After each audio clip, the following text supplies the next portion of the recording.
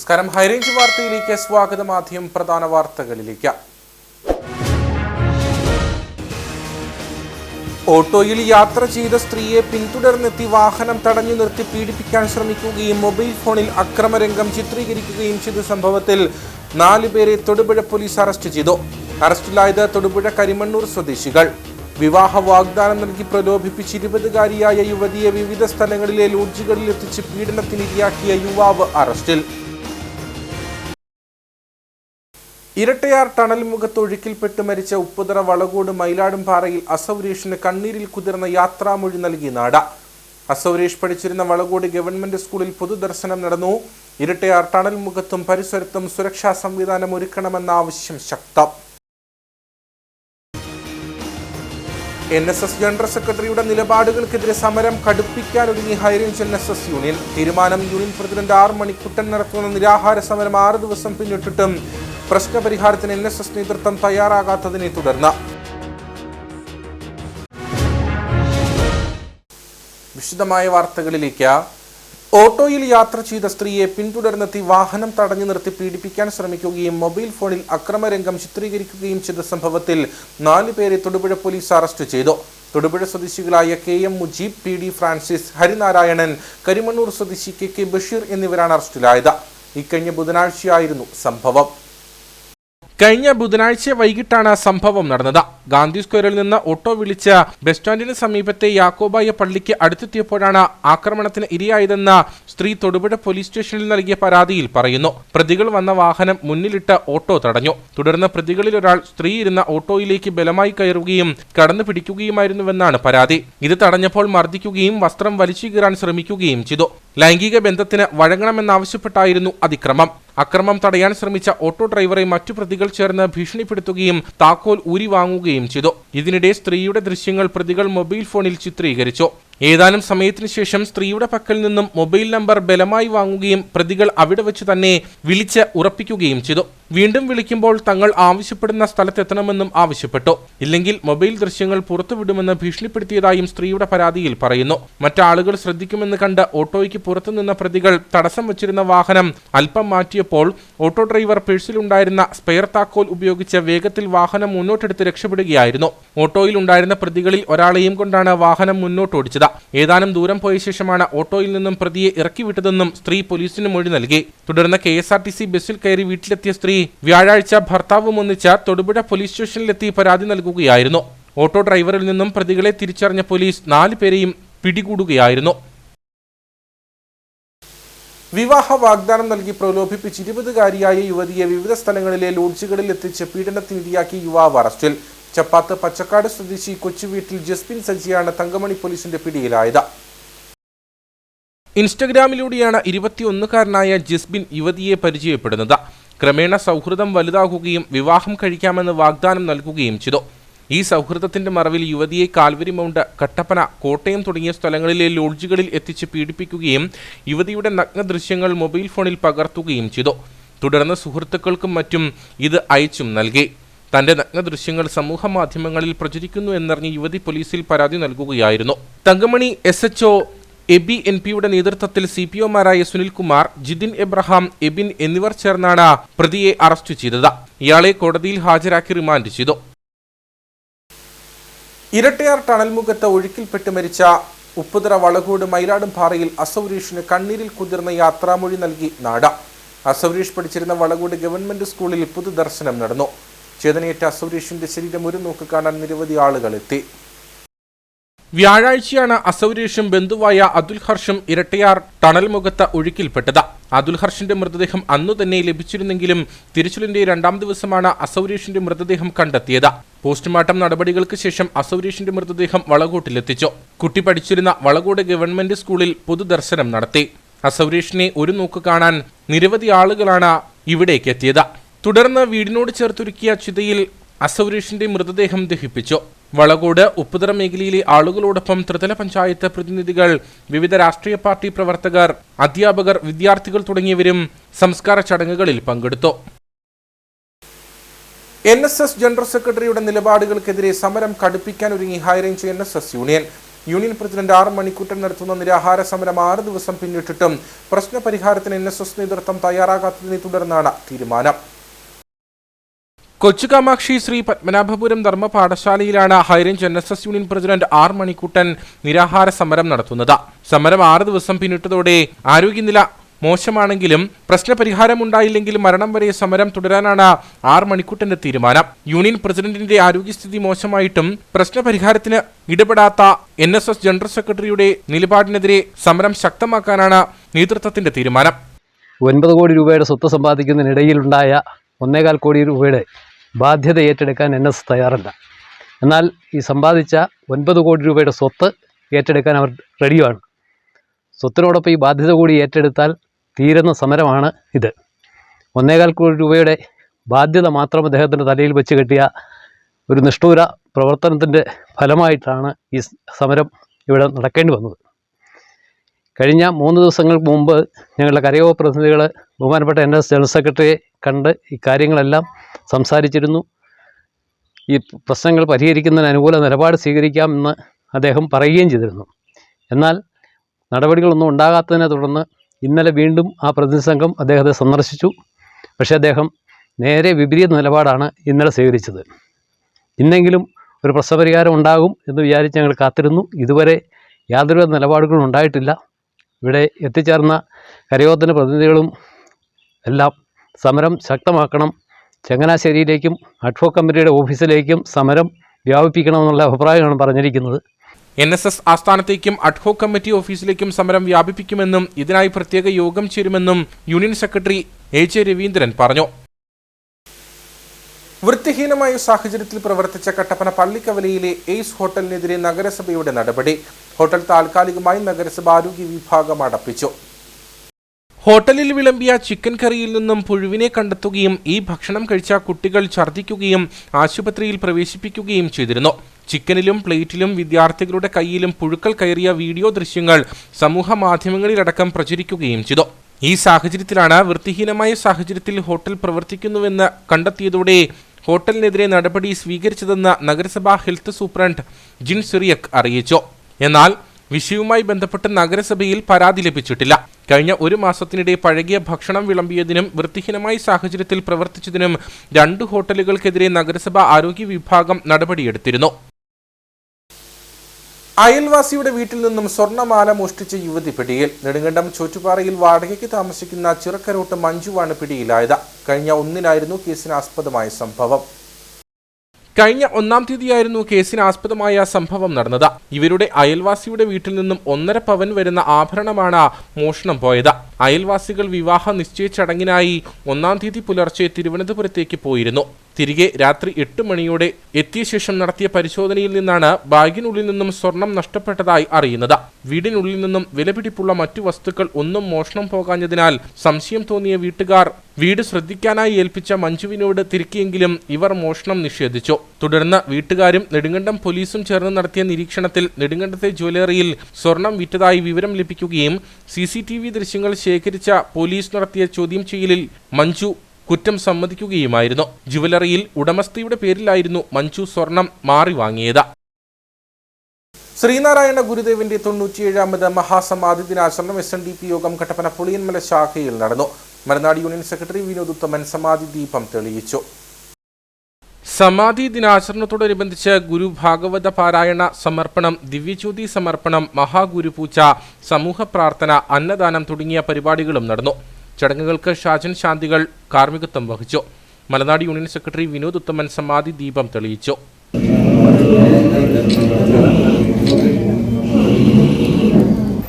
ഗുരുദേവന്റെ വചനങ്ങൾ പോലെ അവനവൻ ആത്മസുഖത്തിനാചരിക്കുന്നവ അപരന്റെ സുഖത്തിനായി വരാൻ ഈ 97ാമത് മഹാസമാധി ദിനം മുഴുവൻ ആളുകളോടും അഭ്യർത്ഥിക്കുകയാണ്. അതുപോലെ നമുക്കും നമ്മുടെ സമൂഹത്തിലെ കഷ്ടത അനുഭവിക്കുന്നവരെ സഹായിക്കാൻ കൂടി ഈ അവസരം വിനിയോഗിക്കട്ടെ എന്ന് മാത്രം ആശംസിച്ചുകൊണ്ട് എല്ലാവർക്കും ഭഗവാൻ ശ്രീനാരായണ ഗുരുദേവന്റെ അനുഗ്രഹം ഉണ്ടാകുന്നത് പ്രാർത്ഥിച്ചുകൊണ്ട് നന്ദി, നമസ്കാരം.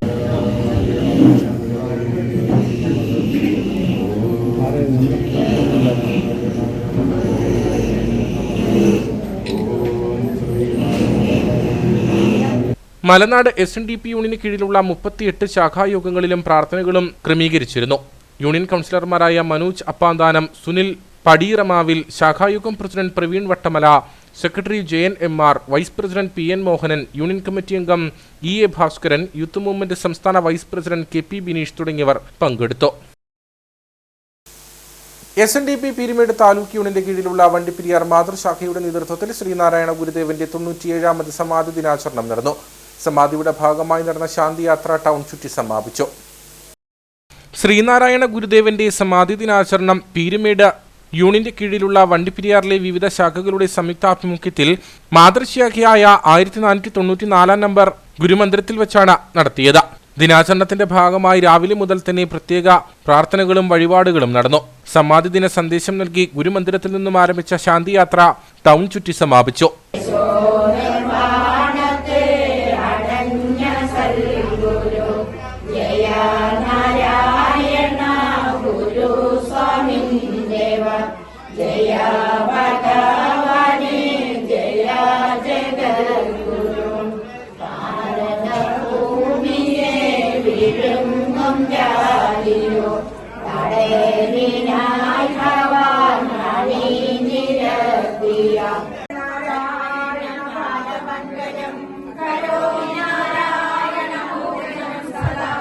തുടർന്ന് നേർച്ചയും വിതരണം ചെയ്തു.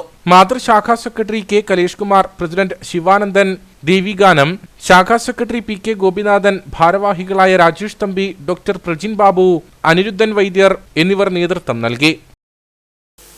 അയ്യപ്പൻകോവിൽ ഗുരുധർമ്മ പ്രചാരണ സഭയുടെ നേതൃത്വത്തിൽ ശ്രീനാരായണ ഗുരു സമാധി ദിനാചരണം സംഘടിപ്പിച്ചു. ജില്ലാ സെക്രട്ടറി രഘു PR സമാധി ദിന സന്ദേശം നൽകി. അയ്യപ്പൻകോവിൽ ഗുരുദർശനം പ്രാർത്ഥനാ സംഘത്തിന്റെ നേതൃത്വത്തിലാണ് ശ്രീനാരായണ ഗുരു സമാധി ദിനാചരണം സംഘടിപ്പിച്ചത്. ഗുരുധർമ്മ പ്രചരണ സഭ ജില്ലാ സെക്രട്ടറി രഘു PR സന്ദേശം നൽകി. ശിവഗിരി മഠത്തിന്റെ ഒരേ ഒരു പോഷക സംഘടനയാണ് ഗുരുധർമ്മ പ്രചരണ സഭ എന്ന് പറയുന്നത്. 1981 രൂപം കൊണ്ടു. അതിനുശേഷം പ്രവർത്തനങ്ങൾ ആരംഭിച്ച് മദ്യം, മയക്കുമരുന്ന്, അന്ധവിശ്വാസം, അനാചാരം ഇത്തരം കാര്യങ്ങൾക്കെതിരെ പ്രവർത്തിക്കുക. നമ്മൾ ഗുരുദേവ കൃതികൾ പഠിക്കുക, അത് നമ്മൾ സ്വായത്തമാക്കുക, അതനുസരിച്ച് ജീവിക്കാൻ മറ്റുള്ള ആളുകളെ പ്രേരിപ്പിക്കുക ഗുരുധർമ്മ പ്രചരണ സഭ കൊണ്ട് ഉദ്ദേശിക്കുന്നതാണ്.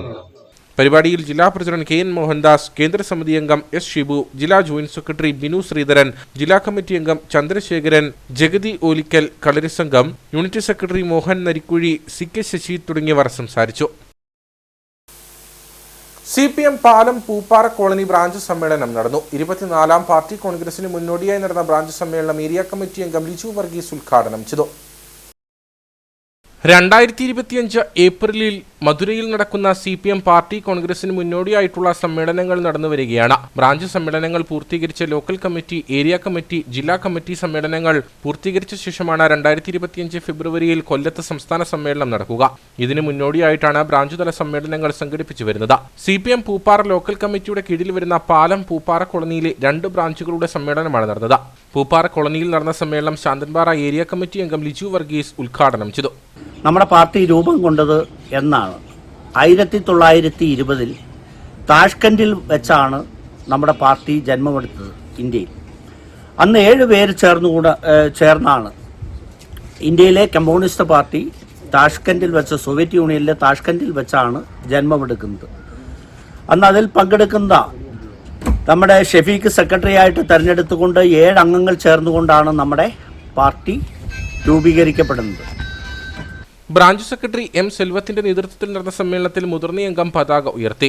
രക്തസാക്ഷി മണ്ഡപത്തിൽ പുഷ്പാർച്ചന നടത്തിയതോടെയാണ് സമ്മേളനത്തിന് തുടക്കമായത്. Local committee secretary MI Sebastian, KN Sivan, KK Narayanan, Gunasekharan, M. Harichandran, Sujatha Ravi, M. Murugan തുടങ്ങിയവർ പങ്കെടുത്തു.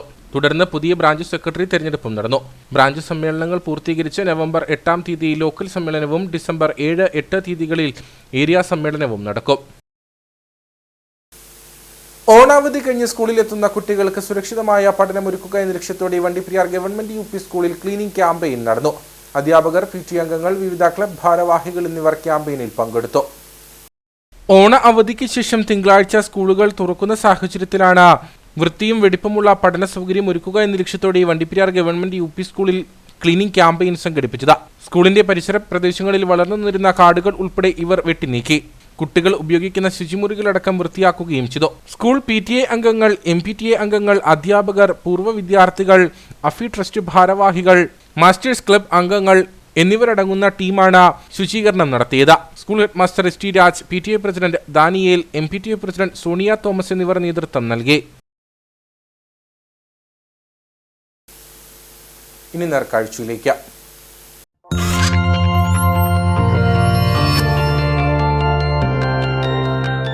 നേർക്കാഴ്ച നിങ്ങൾക്കായി അവതരിപ്പിക്കുന്നത് പ്രിയപ്പെട്ടവരുടെ സന്തോഷം പരിശുദ്ധമായ പൊന്നിലൂടെ KG's ജ്വല്ലറി, കോട്ടയം കട, സിൻസ് 1950. ഇരട്ടയാർ ടണൽമുഖത്തും പരിസരത്തും സുരക്ഷാ സംവിധാനം ഒരുക്കണമെന്ന ആവശ്യം ശക്തമാകുന്നു. നിരവധി തവണ പ്രദേശവാസികൾ ആവശ്യം ഉന്നയിച്ചിട്ടും നടപടി ഉണ്ടായിട്ടില്ല. അപകടങ്ങളും ദുരന്തങ്ങളും തുടർക്കഥയാകുമ്പോഴും ബന്ധപ്പെട്ട അധികൃതർ നടപടികൾ സ്വീകരിക്കുന്നില്ലെന്ന ആക്ഷേപമാണ് ഉയർന്നുവരുന്നത്. ഇരട്ടയാർ ഡാമിൽ നിന്നും ഇടുക്കി അണക്കെട്ടിലേക്ക് വെള്ളം എത്തുന്ന ടണലിന്റെ പരിസരം സുരക്ഷിതമാക്കണമെന്ന ആവശ്യമാണ് ഉയർന്നുവരുന്നത്. നിരവധി മുങ്ങിമരണങ്ങളാണ് ഇരട്ടയാർ ഡാമിലും ടണൽ പരിസരത്തും ഉണ്ടായിട്ടുള്ളത്. ഒടുവിൽ 2 കുട്ടികളുടെ ജീവനും പൊലിഞ്ഞത് ഇവിടെ തന്നെ. പലപ്പോഴും മൃതദേഹങ്ങൾ ഇരട്ടയാർ ടണലിന്റെ മുൻപിലെ ഗ്രില്ലിൽ ഉടക്കിക്കിടക്കാറാണ് പതിവ്. എന്നാൽ മൃതദേഹങ്ങൾ കണ്ടുകിട്ടിയില്ലെങ്കിൽ ടണലിലൂടെ ഒഴുകി അഞ്ചുരുളിയിലെത്തുമെന്ന നിഗമനമാണുള്ളത്. പിന്നീട് മൃതദേഹത്തിനായുള്ള തിരച്ചിൽ അഞ്ചുരുളി കേന്ദ്രമായിട്ടും നടത്തും. അതിനിടയിൽ ടണലിൽ എവിടെയെങ്കിലും മൃതദേഹം ഉടക്കിക്കിടക്കാറുണ്ടോ എന്ന സംശയവും ഉയർന്നുവരാറുണ്ട്. പിന്നീട് ഇവിടെയും തിരച്ചിൽ നടത്തേണ്ടി വരുന്നു. എന്നാൽ ടണലിലെ പരിശോധന ഏറെ ശ്രമകരമാണ്. ഇരട്ടയാർ ടണൽമുഖത്തെ ഗ്രില്ലിന് സമീപത്ത് മതിയായ സുരക്ഷാ സംവിധാനങ്ങൾ ഇല്ലെന്നതാണ് പ്രതിസന്ധിക്ക് കാരണം. ടണൽമുഖത്തും പരിസരങ്ങളിലും ആവശ്യമായ സുരക്ഷാ സംവിധാനങ്ങൾ ഡാം സേഫ്റ്റി അതോറിറ്റിയും KSEBയും ഒരുക്കണമെന്നാണ് പ്രദേശവാസികൾ ആവശ്യപ്പെടുന്നത്. അപകടം ഉണ്ടായാൽ ഓടിക്കൂടാനും രക്ഷപ്പെടുത്താനുള്ള സാധ്യതകളും വളരെ കുറവാണ്. അതുകൊണ്ട് ഈ സ്ഥലത്തിന്റെ ഒരു അപകടാവസ്ഥ പരിഗണിച്ചുകൊണ്ട് ബന്ധപ്പെട്ട ഡിപ്പാർട്ട്മെന്റുകൾ ആവശ്യമായ ഒരു സുരക്ഷാ സംവിധാനം ഇവിടെ ക്രമീകരിക്കേണ്ടത് വളരെ അടിയന്തരമായി നടപ്പിലാക്കേണ്ട ഒരു കാര്യമാണ്. മുൻപ് ഒട്ടനവധി തവണ ഈ ആവശ്യം ജനങ്ങൾ ഉന്നയിക്കുകയും ജനപ്രതിനിധികൾ ഉന്നയിക്കുകയും പ്രദേശവാസികൾ ഉന്നയിക്കുകയും ഒക്കെ ചെയ്തിട്ടുള്ളതാണ്. അപകടങ്ങളും ദുരന്തങ്ങളും തുടർക്കഥയാവുന്ന ഈ ഘട്ടത്തിൽ ബന്ധപ്പെട്ട അധികാരികൾ വേണ്ടത്ര ശ്രദ്ധ ഇക്കാര്യത്തിൽ കൊടുക്കണം. അടിയന്തരമായി ഇവിടെ നടപ്പിലാക്കാൻ കഴിയുന്ന സുരക്ഷാവേലി ഉൾപ്പെടെയുള്ള സുരക്ഷാ ക്രമീകരണങ്ങൾ ഇവിടെ നടത്തുന്നതിന് നടപടികൾ സ്വീകരിക്കണം. അല്ലെങ്കിൽ ഇത്തരം ദാരുണമായ സംഭവങ്ങൾ ഇനിയും ആവർത്തിക്കപ്പെടാനുള്ള വലിയ സാധ്യതയുണ്ട്. താരതമ്യേന ജനവാസമില്ലാത്ത ഈ മേഖലയിൽ ധാരാളം കുട്ടികൾ വരികയും അവധിക്കാലം ആഘോഷിക്കുന്നതിനും നീന്തുന്നതിനും കുളിക്കുന്നതിനും കളിക്കുന്നതിനുമൊക്കെ വരികയും ചെയ്യുന്ന ഈ മേഖലയിൽ ആർക്കും ഒരു നിയന്ത്രണവുമില്ലാത്ത ഒരു സ്ഥിതിവിശേഷമുണ്ട് ഇവിടെ. ഈ കാര്യങ്ങൾ ബന്ധപ്പെട്ടവർ പരിഗണിക്കുകയും ആവശ്യമായ സുരക്ഷാ സംവിധാനങ്ങൾ ഏർപ്പെടുത്തുകയും ചെയ്യണമെന്ന് പ്രദേശവാസികൾ ശക്തമായി ആവശ്യപ്പെടുന്നു. 1974 മാർച്ചിൽ ആരംഭിച്ച ടണൽ നിർമ്മാണം 1980 പൂർത്തിയായത്. 5 കിലോമീറ്റർ നീളത്തിൽ ഒറ്റപ്പാറയിൽ അഞ്ചുരുളിയിലും ഇരട്ടയാറിലും ഒരുപോലെ നിർമ്മാണം ആരംഭിച്ച് കൂട്ടിയോജിപ്പിച്ചതാണ് ടണൽ. ടണലിനുള്ളിൽ ആളുകൾ കുടുങ്ങി രക്ഷപ്പെടുത്തിയ സംഭവവും ഉണ്ടായിട്ടുണ്ട്. അപകട സാധ്യതകൾ നിലനിൽക്കുന്നതിനാൽ സുരക്ഷാ ക്രമീകരണങ്ങൾ അടിയന്തരമായി ഒരുക്കണമെന്നാണ് ആവശ്യം.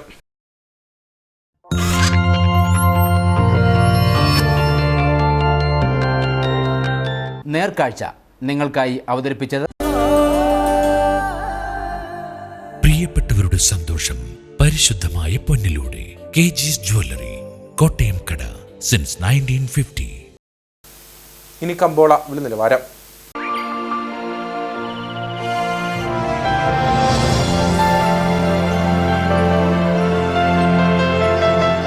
കമ്പോളം നിങ്ങൾക്കായി അവതരിപ്പിക്കുന്നത് പ്രിയപ്പെട്ടവരുടെ സന്തോഷം പരിശുദ്ധമായ പൊന്നിലൂടെ KG's ജ്വല്ലറി, കോട്ടയം കട, since 1950. South Indian green cardamom company ഏലക്ക ലേല വിവരം. ആകലോട്ട 240, വിൽപ്പനയ്ക്ക് വന്നത് 59,599, വിൽപ്പന നടന്നത് 58,811, കൂടിയ വില 2,791, ശരാശരി വില 2,370. കട്ടപ്പന കമ്പോളം. കുരുമുളക് കിലോഗ്രാമിന് 655 രൂപ, ഏലം കൂടിയ വില 2,300, ഏലം ശരാശരി വില 1,800, കാപ്പിപ്പരിപ്പ് 360, ഗ്രാമ്പു 960, കൊക്കോ 70, റബ്ബർ 210. സ്വർണം വെള്ളി വിപണി. സ്വർണം ഗ്രാമിന് 6,960 രൂപ, വെള്ളി 98.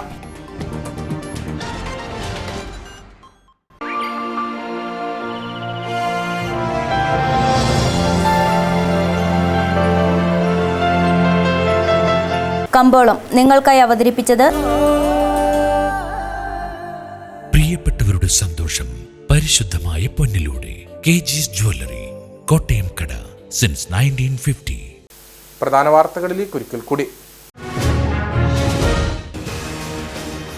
ഓട്ടോയിൽ യാത്ര ചെയ്ത സ്ത്രീയെ പിന്തുടർന്നെത്തി വാഹനം തടഞ്ഞു നിർത്തി പീഡിപ്പിക്കാൻ ശ്രമിക്കുകയും മൊബൈൽ ഫോണിൽ അക്രമരംഗം ചിത്രീകരിക്കുകയും ചെയ്ത സംഭവത്തിൽ 4 പേരെ തൊടുപുഴ പോലീസ് അറസ്റ്റ് ചെയ്തു. അറസ്റ്റിലായത് തൊടുപുഴ കരിമണ്ണൂർ സ്വദേശികൾ. വിവാഹ വാഗ്ദാനം നൽകി പ്രലോഭിപ്പിച്ച് 20-കാരിയായ യുവതിയെ വിവിധ സ്ഥലങ്ങളിലെ ലോഡ്ജുകളിൽ എത്തിച്ച് പീഡനത്തിനിരയാക്കിയ യുവാവ് അറസ്റ്റിൽ. ഇരട്ടയാർ ടണൽ മുഖത്ത് ഒഴുക്കിൽപ്പെട്ട് മരിച്ച ഉപ്പുതറ വളകോട് മയിലാടുംപാറയിൽ അസൗരേഷിന് കണ്ണീരിൽ കുതിർന്ന യാത്രാമൊഴി നൽകി നാട്. അസൗരേഷ് പഠിച്ചിരുന്ന വളകോട് ഗവൺമെന്റ് സ്കൂളിൽ പൊതുദർശനം നടന്നു. ഇരട്ടയാർ ടണൽ മുഖത്തും പരിസരത്തും സുരക്ഷാ സംവിധാനം ഒരുക്കണമെന്ന ആവശ്യം ശക്തം. NSS ജനറൽ സെക്രട്ടറിയുടെ നിലപാടുകൾക്കെതിരെ സമരം കടുപ്പിക്കാനൊരുങ്ങി ഹൈറേഞ്ച് NSS യൂണിയൻ. തീരുമാനം യൂണിയൻ പ്രസിഡന്റ് R മണിക്കുട്ടൻ നടത്തുന്ന നിരാഹാര സമരം 6 ദിവസം പിന്നിട്ടിട്ടും പ്രശ്നപരിഹാരത്തിന് NSS നേതൃത്വം തയ്യാറാകാത്തതിനെ തുടർന്ന്. ഇതോടുകൂടി വാർത്താ ബുള്ളറ്റിൻ ഇവിടെ പൂർണ്ണമാകുന്നു. നമസ്കാരം.